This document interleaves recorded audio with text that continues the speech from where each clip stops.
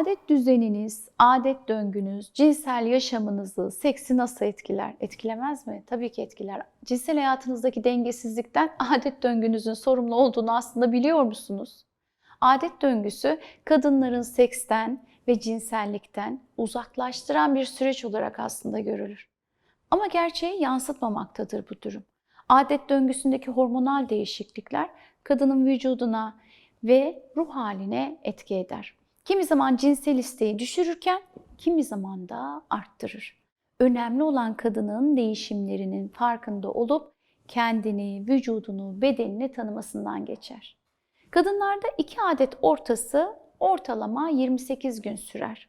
Bu düzen boyunca kadınların hormonal düzeylerinde zamansal farklı değişimler olur. Hormonal değişiklikler kadını fizyolojik ve psikolojik olarak etkiler. Kadının cinsel hayatı ve cinsel dürtülerine bu durumdan da etkilenebilir. Kadının cinsel yaşantısının adet düzeninden etkilenmesi her zaman olumsuz bir durum değildir. Aksine bu döngüyü yakından tanımak, cinsel yaşantı adına olumlu sonuçlar almasını kadının sağlar. Adet döngüsünün takip edilmesi, sekse yatkın olunan günlerin önceden tahmin edilmesini ve cinsel isteğin az olacağı dönemleri kişi önceden bileceği için işinin kolaylaşmasını sağlar. Geldik döngünün ilk 5 günü. Döngünün ilk 5 günü regl dönemi olarak bilinir. Bu dönemlerde östrojen hormonu kanda çok düşüktür. Östrojenin bu düşük seviyesi bizim tenimizin daha solgun, saçlarımızın daha cansız, moralimizin daha bozuk olmasına yol açıyor biliyor musunuz psikolojik olarak? Bunun yanı sıra cildimiz yağlanıyor, yüzümüzde sivilceler çıkıyor. Kan kaybı yüzünden de bazı kadınlar güçten düşüp halsiz kalabiliyor. Bazen de bazı kadınlarda karın ağrıları çok oluyor. Dolayısıyla kendini seks fikrine pek de yakın hissetmiyor. Bu durumda kadınların cinsel yaşantısını olumsuz etkiler. Ancak bazı kadınlarda regl döneminde cinsel arzuların arttığını da biliyoruz. Regl dönemindeki cinsel ilişkiye girip girilmemesi kişisel bir tercihtir. Bu kadınların kendilerini rahat hissetmedikleri için cinsel arzuları da düşer. Reglin 6 ila 12. gününe geldiğimiz zaman bomba gibi bir hafta aslında kadını bekliyor bu dönemde. Östrojen artıyor, beraberinde kendini daha iyi hissetmeye başlıyor. Vücudunun artık tek bir amacı var kadının, hamile kalmak. Saçları parlıyor, cildi pembeleşiyor, ışıltılı bir renk alıyor. Sonra kadının tüm duyuları bu dönem harekete geçiyor. Bağışıklık sistemi güçleniyor. Kısacası bu dönem cinselliğe gittikçe kadın daha sıcak bakıyor.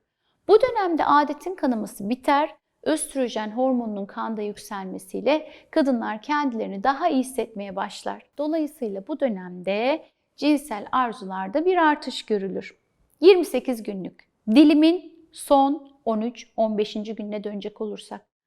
13-15 yani bu 2 günlük dönem kadınların aklının, fikrinin yatakta olduğu günler oluyor.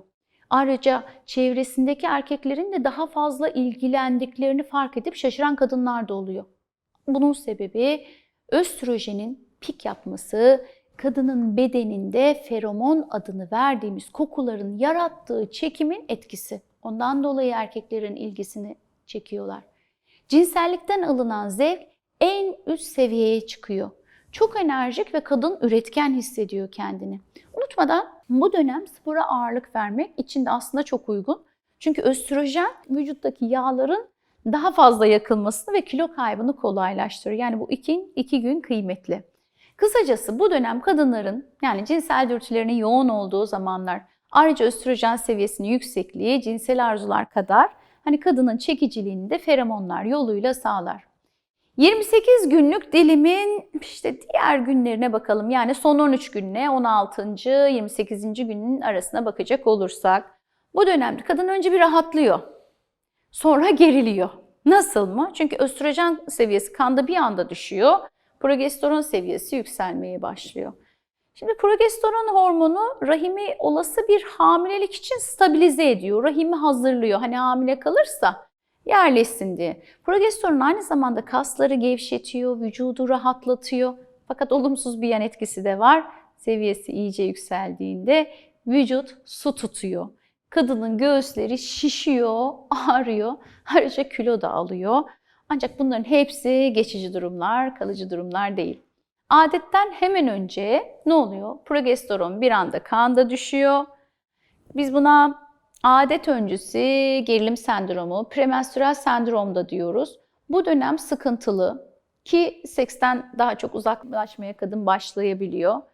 Ta ki bir sonraki zevk dönemine kadar da bu kısa dönemi atlatıyor. Bu dönemde cinsel arzularda azalma pek çok kadında görülen bir durum. Yani premenstrüel sendromdan dolayı. Bazı günlerde seksten büyük bir haz alırken kadın, bazı günlerde de lafını bile duymak istemez. İşte sebebini anladınız mı? Bu inişli çıkışlı ruh haliniz değil, adet düzenindeki hormonlarınız hem sizin inişli çıkışlı ruh halinizden hem de cinsel yaşantınızın olumlu olumsuzluğundan sorumlu. Bu döngü son adet tarihinin ilk gününden bir sonraki adet tarihinin ilk gününe kadar geçen zaman olarak hesaplıyoruz ve bu süre içerisinde vücudumuz, ruh halimiz, salgıladığımız hormonlar ve bunlar döneme göre de değişkenlik gösteriyor. Tabii cinsel isteğin dozu da buna bağlı değişikliğe uğruyor. Dolayısıyla eğer bu döngüyü iyi takip edersek, sekse en yatkın olduğunuz günleri, dönemleri önceden kestirebilirsiniz. En azından kötü bir deneyimin bazen sadece adet döngümüzün olumsuz bir döneminde oluşumuzdan kaynaklandığını bilirsiniz ve rahat olursunuz. Adet döngüsüyle ilgili, bu video ile ilgili merak ettiğiniz şeyleri aşağıya yorumlara yazmayı, videoyu beğenmeyi ve arkadaşlarınıza önermeyi unutmayın. Kanalıma abone olun. Görüşmek dileğiyle efendim. Hoşça kalın.